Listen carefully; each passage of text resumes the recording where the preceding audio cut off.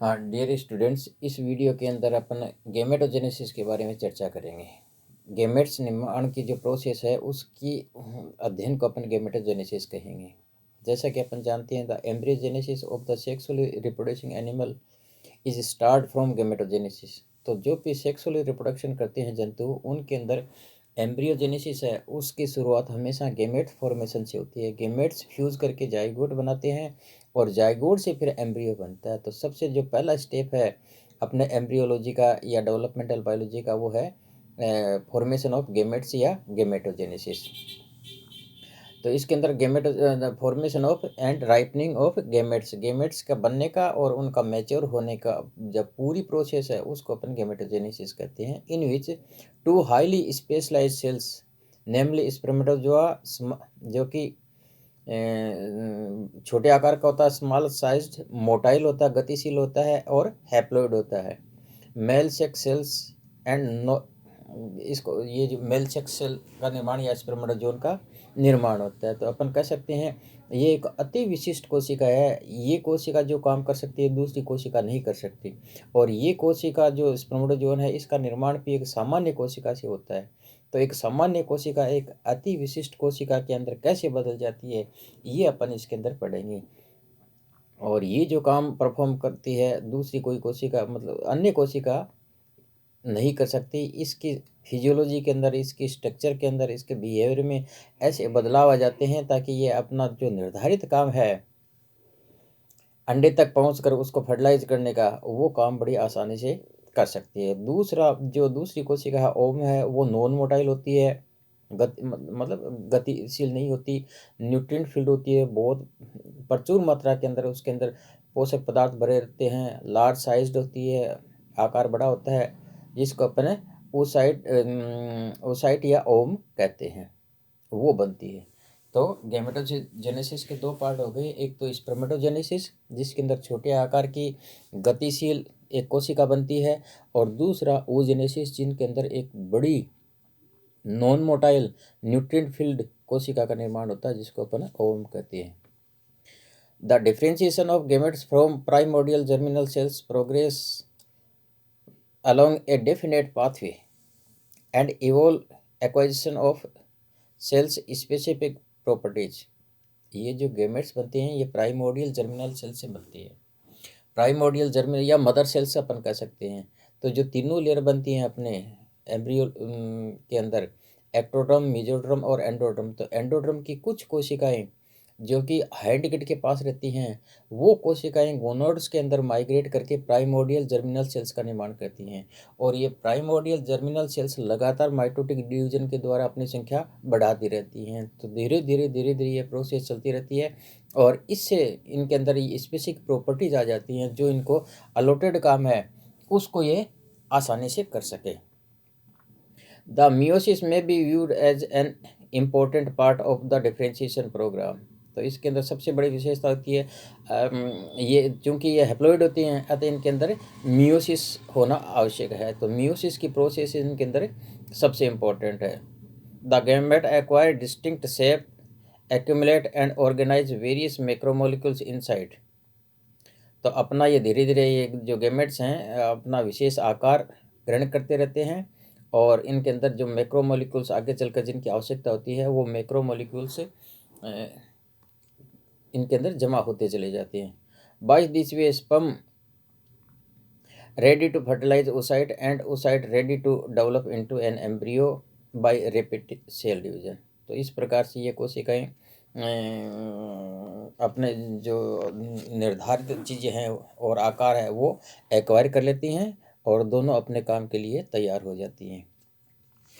N important feature of the gamete differentiation is production of molecular complex at the gamete surface to ensure species specific recognition and binding. इन दोनों की सतह पे कुछ खास है। ये क्या जब फर्टिलाइजेशन होता है वो बड़ा विशिष्ट होता है। समान जाति के जो गेमेट्स हैं वही आपस के अंदर फर्टिलाइजेशन कर सकते हैं। दूसरे गैमेट्स हैं वो आपस के अंदर फ्यूज नहीं होते। समुद्र के अंदर अपन देखते हैं हजारों प्रकार की गैमेट्स, प्रजातियों के गैमेट्स रहते हैं, पर अलग अलग जातियों के गैमेट्स के साथ ये फ्यूजन नहीं होता, हमेशा ये स्पीशीज स्पेसिफिक होता है। तो इनकी रिकॉग्निशन के लिए, समान जाति के गैमेट्स को पहचानने के लिए और उसके जुड़ने के लिए इनकी सरफेस या सतह के पर विशेष मॉलिक्यूल से का निर्माण हो जाता है। Prohibition of interaction with the gametes, prohibition of interaction with gametes of the same gametic sex। तो ये इसके अंदर कैरेक्टर से आ जाते हैं। तो सबसे पहले अपन लेते हैं स्पर्मेटोजेनेसिस या स्पर्मेटोजोन का निर्माण। तो सबसे पहले अपन स्पर्म के स्ट्रक्चर के बारे में थोड़ा सा देख लेते हैं। ये स्पर्म के अंदर 3 चीज़ें होती हैं, हेड, मिड पीस और टेल। तो सबसे पहले अपन हेड को ले लेते हैं। हेड के अंदर क्या क्या चीज़ें होती हैं।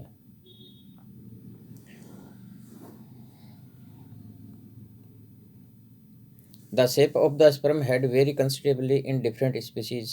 The head contain 2 major part, nucleus and acrosome। तो ये अलग अलग जातियों में इनका आकार अलग अलग होता है। स्पर्म का आकार भी हेड के ऊपर डिपेंड करता है। अलग अलग जातियों के स्पर्म्स का आकार हेड के कारण अलग अलग होता है। इसके अंदर 2 मुख्य पार्ट होते हैं, या अपन कह सकते हैं इसके अंदर 3 मुख्य पार्ट होते हैं। एक तो न्यूक्लियस, दूसरा एक्रोसोम और तीसरा सब एक्रोसोमल स्पेस अपन कह सकते हैं, आगे देखेंगे।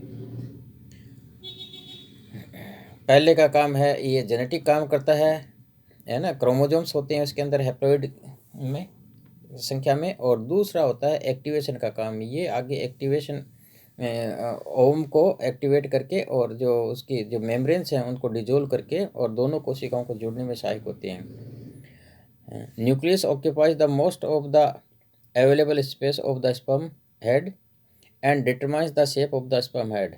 इन द न्यूक्लियस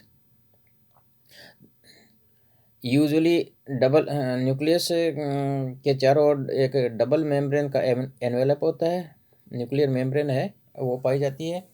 इसके अंदर न्यूक्लियर पोर नहीं पाए जाते, divide of nuclear pore except of the basal plate. Basal plate जो सबसे नीचे होती है न्यूक्लियस के, उस बेसल प्लेट में न्यूक्लियर पोर पाए हो सकते हैं, अदरवाइज नहीं होते। कारण कि यहाँ न्यूक्लियर जो क्रोमोजोम्स हैं बिल्कुल इनर्ट अवस्था के अंदर है, निष्क्रिय अवस्था के अंदर है। कोई भी जो मैसेंजर आरएनए या जो भी आरएनए है उनका निर्माण नहीं होता, जेनेटिकली बिल्कुल इनर्ट होते हैं, इसलिए इनके अंदर न्यूक्लियर पोर नहीं पाए जाते। Sperm nucleus is the ultimate in chromosome compactness. इससे ज़्यादा कॉम्पैक्टनेस क्रोमोजोम्स की कहीं नहीं पाई जाती। कम से कम स्थान घेरना, कम से स्पर्म की टेंडे उसको तैरना होता है, तैरना जितना बॉडी इनकी हल्की रहेगी उतना आसानी से तैर सकते हैं। तो ये अल्टीमेट कॉम्पैक्टनेस इसी के अंदर मिलती है, इससे ज़्यादा कॉम्पैक्टनेस क्रोमोजोम्स के अंदर नहीं मिलती। जो भी सुपरफ्लस चीज़ें होती हैं सब निकाल दी जाती हैं, न्यूक्लियोलस वगैरह है, एंजाइम्स वगैरह जो भी हैं, सब आरएनए सब हटा के और बिल्कुल कॉम्पैक्ट अवस्था के अंदर आ जाते हैं। It contains only haploid set of DNA which is very strongly bounded by exceeding basic proteins. तो ये जो डीएनए है ये बेसिक प्रोटीन्स के साथ जुड़कर कॉम्पैक्ट हो जाता है। The sperm nucleus does not contain nucleus RNA and fluid content. तो उसके अंदर न्यूक्लियस के अंदर ना तो न्यूक्लियस होती है, ना आरएनए, तो ना कोई फ्लूइड होता है, कुछ नहीं होता, बिल्कुल इनर्ट या कॉम्पैक्ट अवस्था के अंदर ये रहते हैं। Instead of usual histone protein chromosome replace it by protamines. सामान्य क्रोमोजोम्स के अपन देखें, सामान्य कोशिका के जो क्रोमोजोम्स हैं उनके अंदर हिस्टोन प्रोटीन पाई जाती है। हिस्टोन जो बेसिक प्रोटीन्स होती हैं अपने को पता है न्यूक्लियोसोम मॉडल का निर्माण करती हैं, पर इसके अंदर हिस्टोन प्रोटीन की जगह प्रोटोएमिन्स आ जाती हैं जो कि कॉम्पैक्टनेस को बढ़ा देती हैं। Protoamines are small basic DNA binding proteins that serve to bring the DNA helix into closest possible proximity। यानी ये जो डीएनए की हेलिक्स होती है उनके अंदर जो कोइलिंग होती हैं उन कोइलिंग्स को बिल्कुल नज़दीक से नज़दीक ले आती हैं, कंडेंसेशन कर देती हैं एक तरीके से, और बिल्कुल क्रोमोजोम्स चिपक जाते हैं, बहुत छोटे स्थान के ऊपर इकट्ठे रह जाते हैं। In this way DNA of the nucleus become inactive. बिल्कुल इनएक्टिव होता है, कोई उसके अंदर रेप्लिकेशन और ट्रांसक्रिप्शन की प्रोसेस है वो नहीं होती। अपन स्ट्रक्चर देख लेते हैं न्यूक्लियस की। इसके अंदर सबसे ऊपर का जो 10% पार्ट है वो हेड कहलाता है, 30% तक का पार्ट है मिड पीस कहलाता है, और 30% से आगे 100% तक का पार्ट है उसको अपन टेल कहते हैं। न्यूक्लियस के अंदर पी का मतलब प्लाज्मा मेम्ब्रेन, एस सब एक्रोसोमल स्पेस। न्यूक्लियस और एक्रोसोम के बीच की जो जगह होती है हेड के ऊपर उसको अपन सब एक्रोसोमल स्पेस कहते हैं।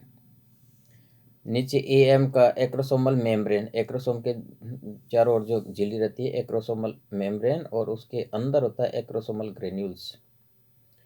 एन ई का मतलब है न्यूक्लियस, न्यूक्लियर एनवेलप। एन का मतलब न्यूक्लियस। बीपी का मतलब बेसल प्लेट, न्यूक्लियस के नीचे की ओर पाई जाती है basal plate. PC proximal centriole, DC distal centriole, MC manchette cytoplasm है, ये कंडेंस होके और तंतुओं के रूप में बदल जाता है जिसको अपन मेनचेटे कहते हैं। एम का मतलब mitochondria, F axial filament, RC ring centriole, PP का प्रिंसिपल पीस, और ईपी का मतलब and piece.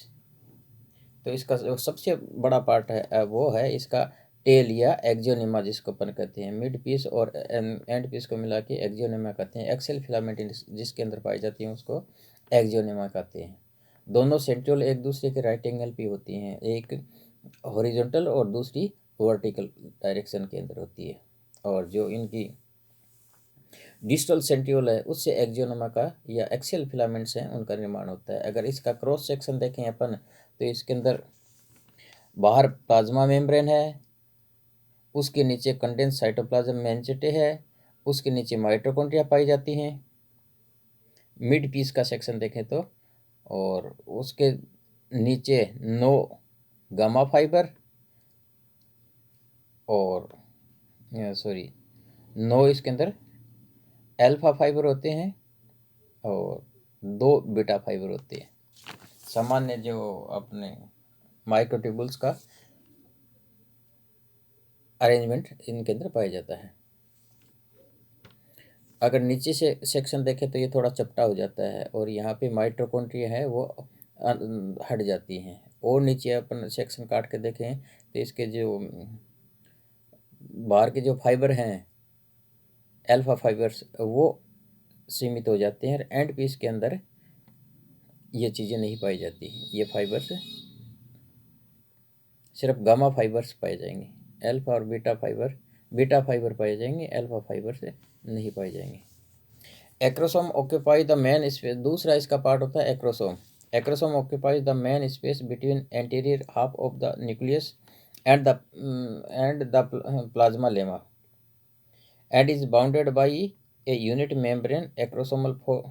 Acrosome formed by Golgi complex से बनता है and help in penetration of egg envelope and fusion of plasma membrane of booth gametes.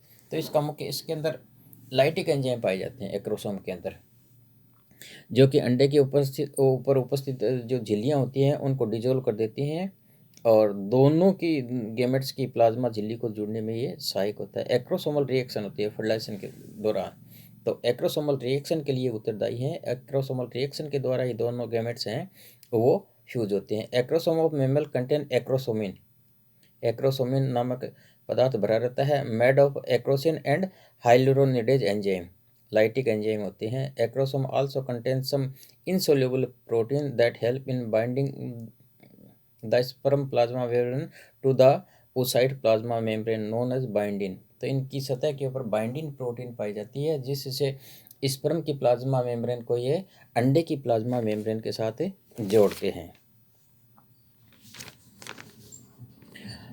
The space और the outer nuclear membrane and acrosomal membrane constitute a perforatorium, it contain actin and myosin proteins. ये जो दोनों के बीच की जगह है acrosome और sperm के बीच की जो जगह होती है उस जगह को अपन परफोरेटोरियम या सब एक्रोसोमल स्पेस कहते हैं। इसके अंदर एक्टिन और मायोसिन प्रोटीन सोल्यूबल अवस्था के अंदर रहती है और बाद में ये फाइबर के अंदर बदल जाती है, एक्रोसोमल ट्यूब का निर्माण करती है। ये ट्यूब बढ़ते बढ़ते अंडे के प्लाज्मा झिल्ली तक पहुंच के उसके साथ जुड़ जाती है।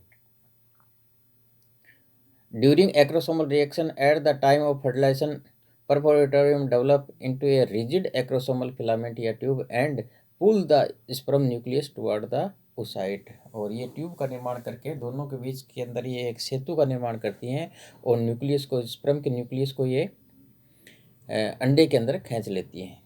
दूसरा इसका पार्ट है mid piece. The mid piece connect the head by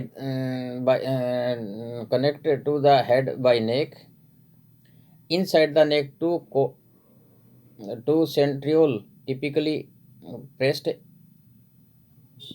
against the posterior of the nucleus. दो सेंट्रियोल पाई जाती हैं इसके अंदर।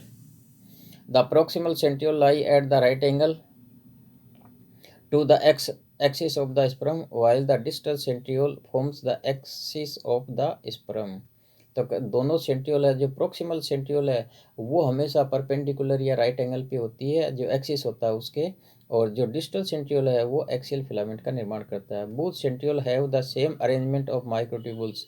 9+2 का अरेंजमेंट पाया जाता है सामान्य जो होता है। कुछ जंतुओं में ये अलग भी होता है, but the role of the centriole are different. The proximal centriole enter into the oocyte with the sperm nucleus, help in forming first meiotic spindle at the time of fertilization. The distal centriole give rise to axonema and forms the flagellum of the sperm. दोनों का काम अलग अलग होता है। जो proximal centriole है ये अंडे के अंदर चली जाती है और माइटोटिक स्पिंडल का निर्माण करती है, और जो डिस्टल सेंट्रियोल है ये एक्सोनम है या इसका जो स्पर्म का फ्लैजिलम है एक्सियल फिलामेंट के द्वारा उनका निर्माण करती है। In the mid piece of mammalian sperm the axial filaments accompanied on the outside by 9 much thicker fibre called gamma fibre. Mammals के अंदर गामा फाइबर और साइटोप्लाज्म के ये उसके कंडेंसेशन से बनते हैं, ये गामा फाइबर पाए जाते हैं, but does not reach up to the tip of sperm तक, जो टिप है एंड पीस तक ये नहीं पहुंचते। Gamma fibre in mid piece is surrounded by mitochondria.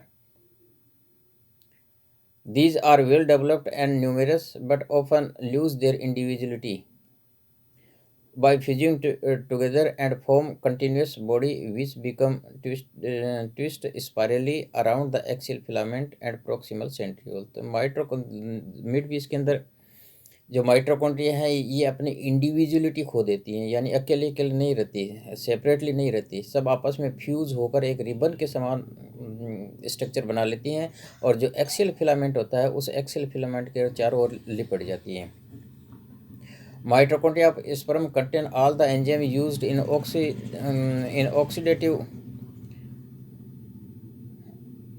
Oxidative phosphorylation and provide energy for locomotion of the sperm. और sperm के locomotion के लिए, मोटिलिटी के लिए जितनी भी ऊर्जा की आवश्यकता है इन माइटोकॉन्ड्रिया के द्वारा मिलती रहती है। Around the periphery of the midpiece of the sperm is found a condensed layer of cytoplasm that is composed of mainly microtubules and is called meningetic। कहते हैं अपन साइटोप्लाज्म कंडेंस होके गाढ़ा एक लेयर बन जाती है। The midpiece and tail is differentiated by thick fiber sheet और the ring beneath the plasma membrane called ring centriole. तो जो मिड पीस और जो टेल है ये दोनों रिंग सेंट्रियोल के द्वारा सेपरेट रहती हैं, अलग अलग रहती हैं। ये एक फॉल्स सेंट्रियोल है, इसके अंदर वो माइक्रोट्यूबुल्स का वो अरेंजमेंट नहीं होता जो सामान्यतः पाया जाता है।